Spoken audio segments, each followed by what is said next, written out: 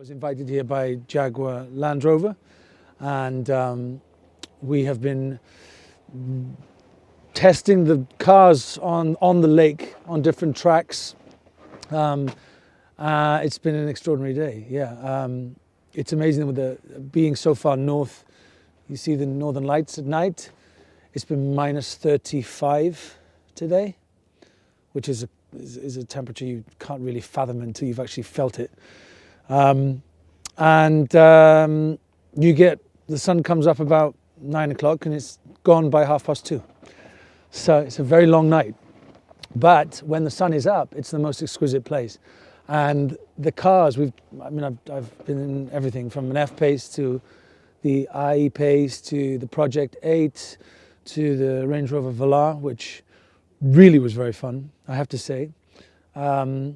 And learning how to drift around these corners, and it's been a really, really fun day. So I feel quite lucky.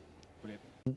I've driven the I-PACE in Los Angeles, actually, and it's a great car. I mean, it also looks great. You know, it's very responsive and incredibly maneuverable on the ice. You know, it's not built as a sports car exactly, but it actually handles itself extremely well. It has incredible torque, so you know you pull off at quite the pace, and you have to keep reminding yourself, you know, you're an electric car.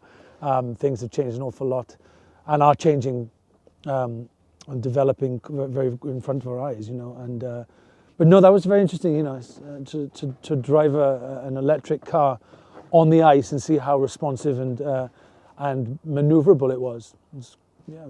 I absolutely do think that the I-PACE is a car that, you know, will help people see that electric cars are the future, and but to be honest, in my group of friends, we already are very aware that the future is electric, and the cars don't have to be, you know, the Toyota Priuses of the world. They can actually be sexy, fast, you know, luxurious vehicles, and the I-PACE is one of those. And I've driven it. I'd be happy to drive it around, and I have driven it. I probably will drive it many times in the future. But you know, anybody who doesn't see that that's the future is just foolish, really.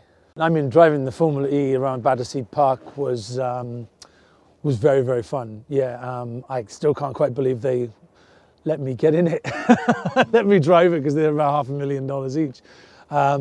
But that's an extraordinary machine, you know.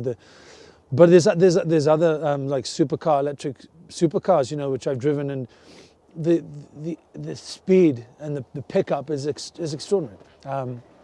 Very, very different to driving a petrol car, you know.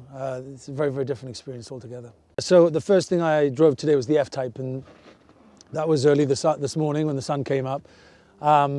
Luckily, I've done a little bit of ice driving in the past, so I wasn't completely a novice. But you know, they're fast cars, but they're very, very fun, because you can take off all the traction control, you can take off all the DSC and all the stuff that stops you from spinning, and then you're in control of the car, and it's a back wheel powered car. So you know, the second you put your foot down around a corner, it starts to spin out, and you learn how to maneuver the car. And it's a very organic experience, and I can see how people get addicted to it. You know, racing car drivers. It's just a wonderful feeling when you can look out your passenger's window and you can see the corner as you're going around it. It's an extraordinary thing, and really, really fun. I've got 5 movies in the can. I did 4 last year and 1 at the end of the year before that.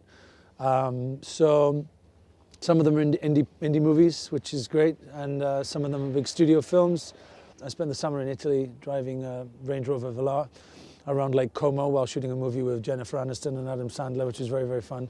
That's a movie called Murder Mystery. And then I went on and did a big World War II movie about the Battle of Midway, a Roland Emmerich film with Woody Harrelson and Dennis Quaid, Ed Skrein.